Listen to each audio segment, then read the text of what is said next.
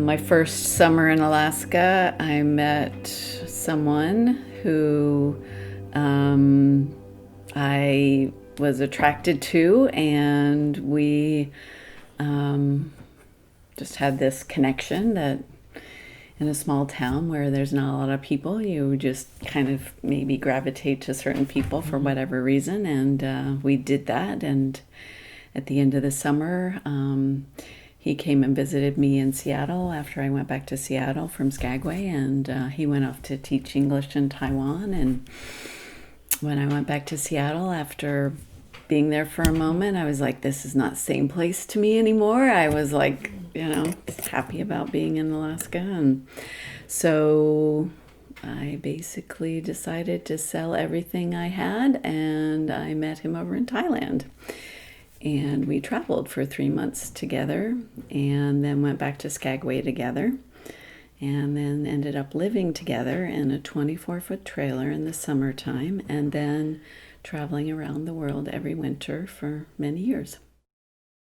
So I have a friend who was really good for me after a really long and awful breakup, because it was the same thing where like I saw her and it was like she's like the most beautiful woman I've ever seen in my whole life. I go through that a lot, but and she was, and at that moment like she was everything, and it was one of those things where it was the weekend. It was like that. It was like here's this amazing, smart, beautiful, talented, that just like gorgeous person, and we hit it off, and it was one of those relationships that it was an immediate draw. It wasn't love in a certain way, but it was really love in another way. Yeah, I suppose I would have felt that very much with my last partner.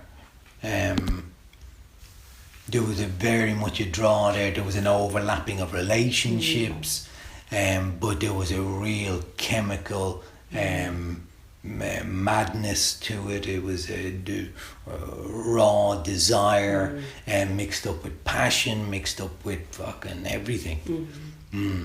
So yeah, I did, and it lasts for a surprisingly long time. When you've got that real chemical connection, it lasts for years. And then it's quite surprising when it peters out, and it doesn't peter out in the sense that maybe a candle might flicker out and die.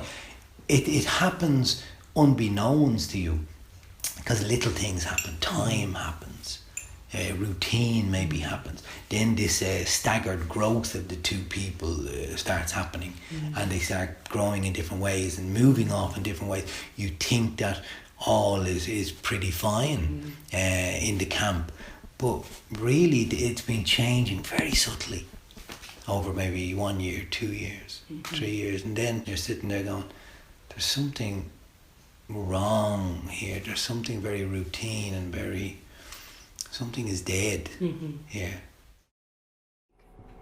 Well, I actually still remember it to this day, and it was, you always fall for your first love, your first boyfriend, and it was my first boyfriend, my first real boyfriend, and we were in high school, of course. I think I was a senior, he was a junior, and I remember where there was this pit everyone used to hang out in, and he was like coming down the pit in these camouflage pants, and I was like, who is this guy? I haven't seen him before. Hey. And I remember having all the butterflies over it, and then later that day, I think I was like, hey, do you want to come hang out with me and my friends tonight?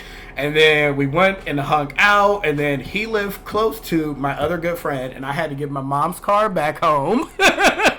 So my other friend took him home, and then my other friend came back and was like, we messed around last night. And I was like, I had a crush on him. And then, so I didn't talk to him like the whole year. So I was like, I was just done. And then the next year, next year I went to military. And then the following year, I went to college. And then that's when he was going to the same college. And one of our friends told us. And we literally went out drinking. We talked about that, and he told me that my friend drove him home and was like being very aggressive and trying to take advantage of him. And he was like, I didn't do anything with him. Like, he was trying this and that. And I was like, so all this time, like, we didn't talk or anything. Yeah. And then we, like, again, my impulsiveness. I had a place. He stayed in the dorm. But he literally, like, moved in with me that night. And we lived together for, like, 3 years. I guess a lot of my relationships have been, and perhaps most recently, overlapping and sort of circular returning. Entanglement is an interesting way to put it. Not negatively necessarily, but there are people that keep coming back up. You know, if we're talking about like romantic relationships or those kinds of feelings. I think both in situ and from a distance, I would say there are some overlapping entanglements that over the last couple of years have sort of been marked by return and departure and return and departure. Do you know about quantum entanglement? It's when two particles interact in such a special way that even if you separate them, their movements will continue to affect one another. You could be in Los Angeles with one of these particles, and I could be in New York, and if your particle spins a certain way, my particle will spin that way too. This connection happens instantaneously, which is to say that it's faster than the speed of light. This is such a remarkable scientific fact that I can't understand why everyone isn't talking about it every day. This is more important than healthcare or algebra or the housing market. You could say that our desire to bridge distance is what is killing us. More and more, we want to get to places faster, and we are burning ourselves up to make that happen. It doesn't make any sense. If we are already connected to everything, we can stay right where we are. There are cords around your heart connecting you to different emotions and places and people. You can't see them physically, but that doesn't matter. When you love something, your heart ties itself around it like it's tying a string around something it doesn't want to forget. There is a cord that runs from my heart to yours, for example, and it goes right through the center of the earth. It is a long, stretchy cord. Sometimes it has slack in it, and I can't feel your pull, and I wonder if you're still there, if you've slipped out of it somehow. Other times, it tightens. And I can feel every movement, and I know what you're feeling without you even telling me. This cord doesn't obey borders or pacts of marriage or care how many babies you pass through your body. It is an interloper, and it breaks all the rules of human society. Maybe that's why nobody wants to talk about it. We don't ever have to talk about it, but still, I promise you that cord is there. You don't even have to wait for the achingly slow currents of light to bring you these messages. They're already there. Yours, presently, Nick.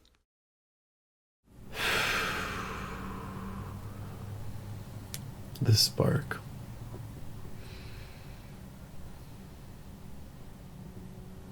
The spark is intense emotional and physical connection. The spark is chemical in your gut magnets. The spark is you just want to be around this person and you don't know why, or you see it, right?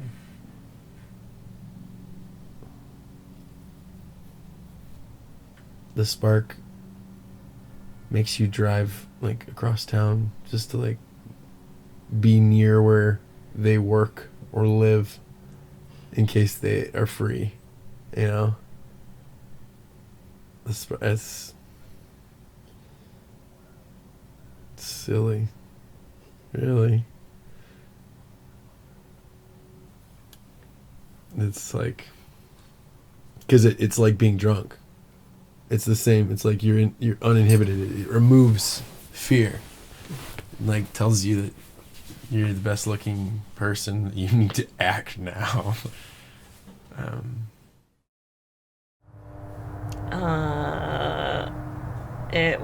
Yeah, definitely. Like there's like a magnet pulling you towards that person. Yeah, absolutely. Where there's like this weird attraction that you just don't know what it is. Yeah. I almost felt like I've known you before, like I knew you in a past life, or there's some kind of connection. Which I don't know if that's ridiculous or not, and usually those kinds of things for me were unrequited. It was not something that was felt on both sides, but for some reason, I just had this like intense pull towards that person, and I can't explain it. And I always, I don't know where that comes from and why. It doesn't make sense, like from an evolutionary standpoint. Like, why would one person have this intense feeling and this other person doesn't feel it at all? But I don't think I've ever been in a situation where I felt that feeling, and the other person was also felt that same feeling. Maybe one time, but otherwise it's usually like this one-sided thing. And I don't know what it is. For me, it feels like cosmic, like, but it must not be, that other person didn't feel it either, right? But it's hard because you feel like, how could they not feel that, And,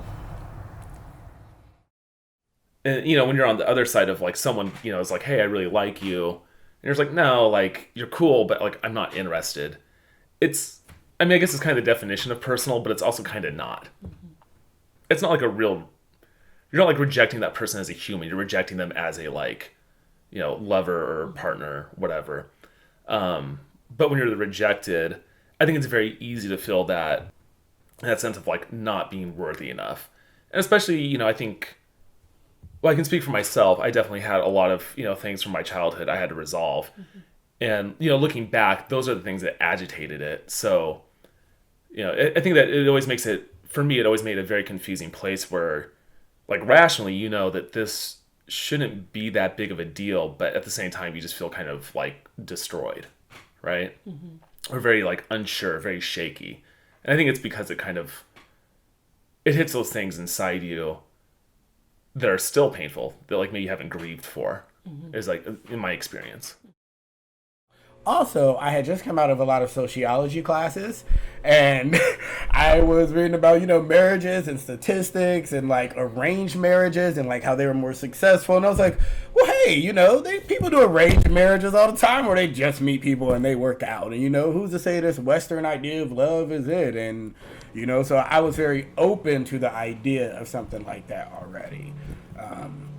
And so that's all the kind of stuff I kind of told myself then.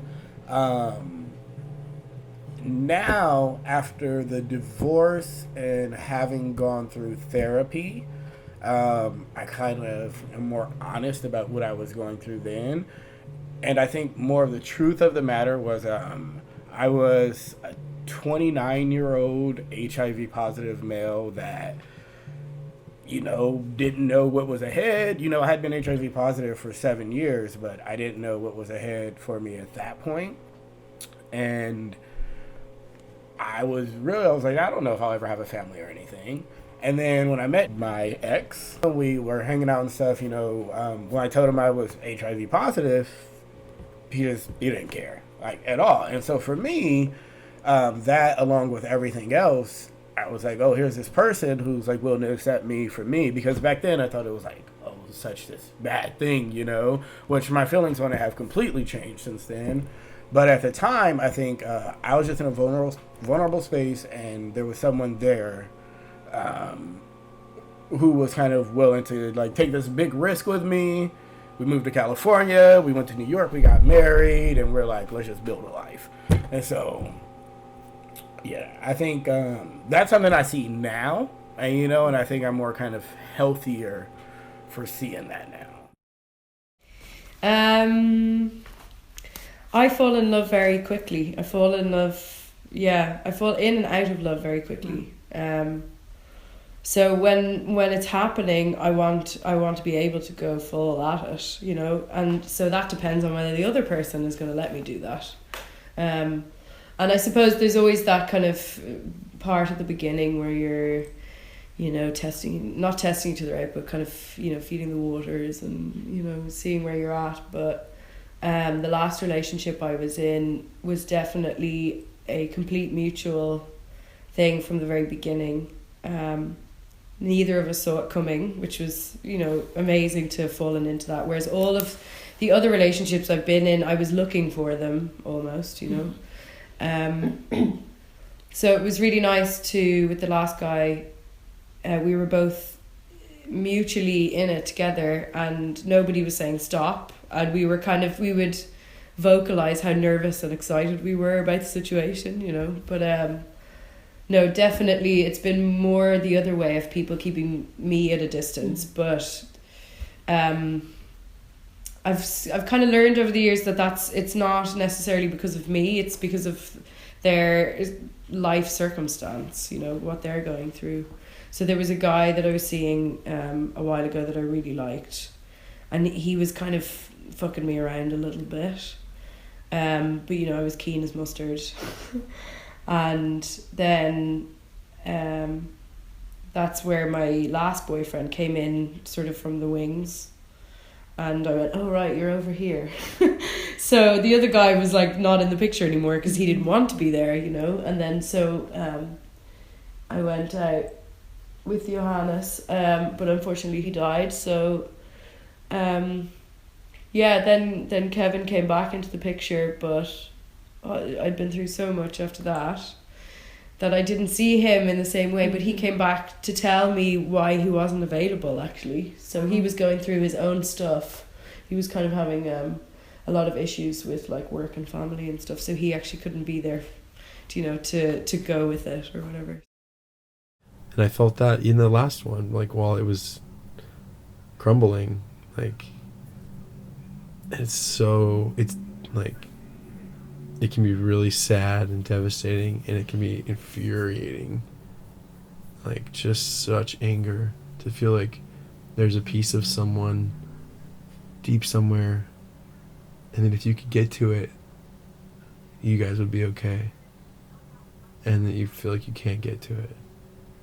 Or when you talk to someone, you tell them all these things, you spill out all your heart and your emotions, and then they say something that makes you feel like they didn't hear a single second of it, and then you say something to them that offends them, that hurts them, and they're saying something to you that you feel like completely you missed them, right? And that, like, and the last thing I just got out of, like, by the end it felt like we were just talking past one another, and it's like, where did it go? Where does it go? When do two people get on different trains and leave, like, and literally start going opposite directions? Or maybe it's not even opposite directions, right? It's just close enough where they're missing each other,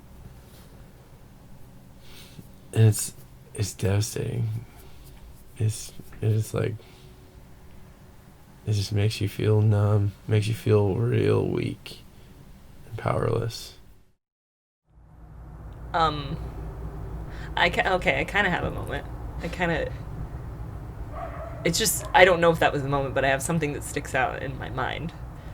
So, I was dating somebody else. So I think I started having those feelings before I was out of another relationship. Mm-hmm. And he was a friend of mine, would hang out with us. And whenever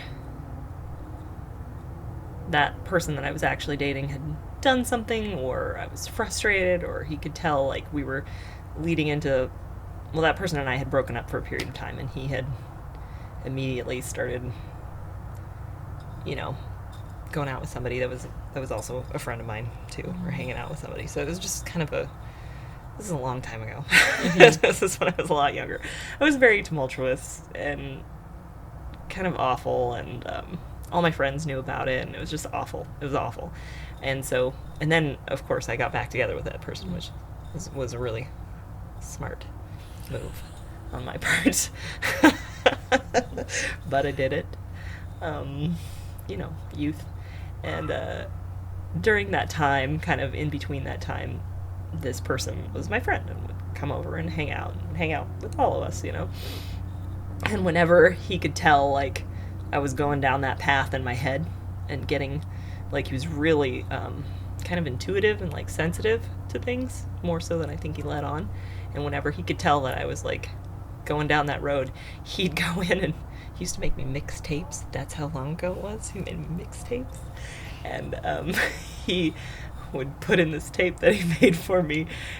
And the first song was this, like, kind of a punk song, but it was called Amy. And it was A-A-M-Y, that spells Amy. And it was just, would go on from there. And it was, like, talking about this girl, Amy, and why he likes her so much. That was also... That was probably a moment too. So whenever he felt I was sad, he would, like, put that in and start playing it. Like, he just, like, knew. He was like, oh, and then I would laugh, But yeah, mixtapes. That did it as well. Those were good. What is the proper amount of love to feel for someone in a romantic situation? Is it best to fall down the slope and into the lake? To be completely consumed and in love with every aspect of their person, to enjoy their face and their smell and their voice and their everything? Because I've done that, and it left me with a split open shoe flapping on the sidewalk as I walked down 16th Avenue. I wanted to step in front of a bus to relieve the pain. Or is it better to always hold yourself tightly, to be skeptical of dramatic gestures, to drag your feet as you're pulled into some adventure, to scoff and judge and be quiet and removed? Because I've done that too. And it left me kicking wound-up sheets off my bed while sleeping alone in the hot August night. There is no proper amount. I'd rather think of all the ways that we are immortal. When we have a great night in that bar in a tiny town in the mountains, when we laugh and sing and dance and that night becomes part of a story, part of the legend of that place and a way of living. When we sing together and our voices match up like a lock in a key, the teeth of my voice fitting with the tumbler of yours. When we look up in the sky and realize that we are made from stars and that starlight will travel forever, or at least until it finds some eyeball somewhere to give its image. Or when we let go of the particulars of our personality and our ego enduring and realize that this experience of experiencing the world as ourselves is a relatively short one, but the experience of just being a part of everything never ends, and that's not sad or painful or anything, it just is, and it's okay. Or when we love something, and that love goes out infinitely in every direction, even if it's a love that we have to keep quiet, because the bridge between us has been so burned that we can't trust walking over it anymore, even then. Even if it's a quiet, quiet love that we whisper only to ourselves as we chase fireflies, the lit ones, always just over there. Yours, literally forever, Nick. When the moment or time is right, I'll feel it and know it's right. And I don't think it's going to be an overwhelming, like I meet this person and my heart explodes. In fact, that would be a huge red flag for me if that happens. Where I'm like, uh-oh, danger town, time out. But, I think it's going to be a very, like, subtle, just kind of whisper. And I think a lot of the training I've been doing with myself in my life is getting rid of all the, stuff I have in my head and baggage so that I can listen more closely, romantic, otherwise. So I feel like when life talks to you, it whispers, it doesn't yell. Mm-hmm. So I feel like there will be kind of a whisper and I'll know it's right. So now I'm just kind of that, well, can I be patient till the silt falls out of the water, right? So it's not in my control. I don't know, it's kind of weird, it's like almost like you can feel it now. But it's kind of like, I guess, like you mean physical feeling? Because it's physical?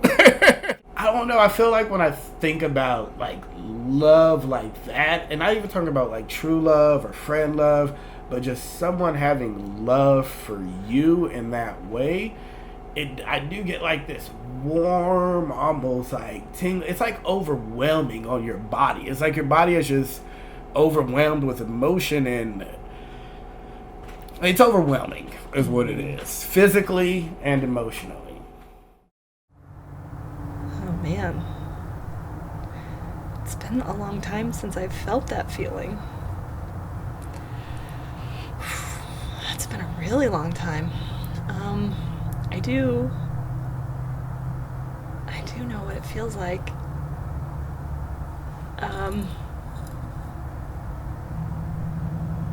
It's kind of awful. It's kind of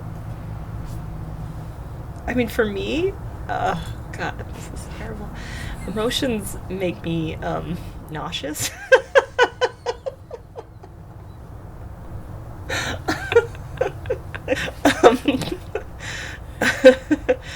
It makes me feel physically ill. It makes me feel sick inside. Like, I can't eat, I can't sleep. It just, like, kind of wrecks me. I think, like, I don't seem this way, but I am. I think I feel things so strongly that it kind of takes over, and it's really hard for me to manage it. I think I kind of steer away from it because it is so intense for me. Yeah, it just kind of feels like my heart might burst, you know? It's and I know that's sort of a cliche thing to say, but it's really how it feels. It's like this lump in my chest, and like I can't breathe. Like it's like it takes over my brain. I make stupid decisions, and just like yeah, it's all encompassing, and I'm talking about the romantic part of love. There's other kinds of love in my life that I can function with, but that one, it kind of takes me out, and when it doesn't work out, it's like sort of devastating in the other way, you know. Sort of shuts me down for a while. So yeah. They talk about all of us having like these invisible strings that we're connected by and the energy that passes through them. So I always think about that when I think about my connections to other people. Like no matter where you're at, we have these strings that bind us. And so for me, like I cannot see you for 2 or 3 years, and then I see you and it's just like we're right back to it, you know, because I feel like those strings never separate us, and the energy that we have between us, it stays flowing, you know, as long as you have that love there. But the other kind that I think only comes very few times in life is the one where there is a connection with someone that you can never have with anyone else.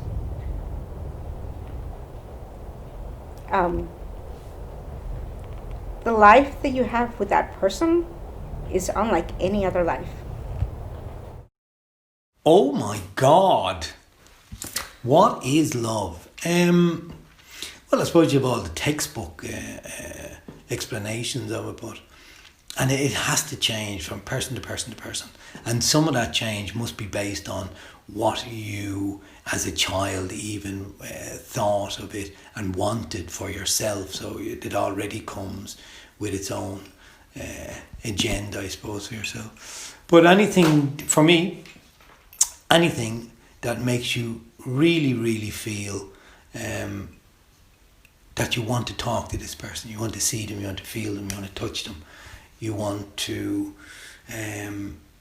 just be with them a lot, an awful lot, and it makes you really feel good, and you find yourself laughing, you're happy, you're genuinely happy, and it gives you something, it feeds you, and then it feeds into your whole life. Everything starts feeling good. Everything starts working, or you perceive it that way. I think that's what love is. I think it's a sense of landing somewhere where you belong.